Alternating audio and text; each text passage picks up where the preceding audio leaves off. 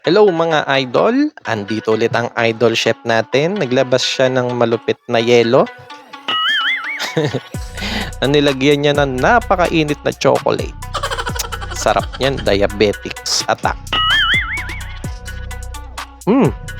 Tapos tinanggal niya yung chocolate. Tapos nilagay niya ulit sa isang lagayan, tapos ipiprito. Hindi lalambot yung chocolate.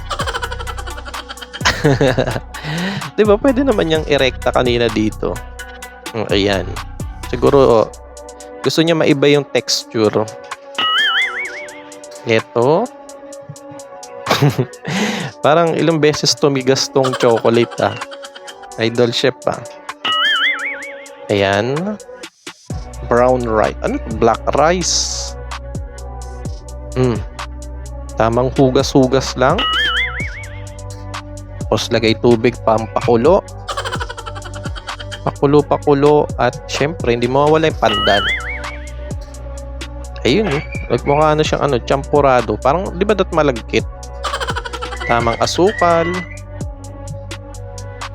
Asukal lang. Nice. Asan na yung chocolate niya? Ayan, monggo. Coating ayan, maghugas. Hugas-hugas ng monggo. Pakulo. Ano to? Champurado plus monggo. Okay? Ayan, malambot na. Laki na imbudo Mayroon siyang mochi chocolate. Tamang ads. Tamang promote mo ng idol.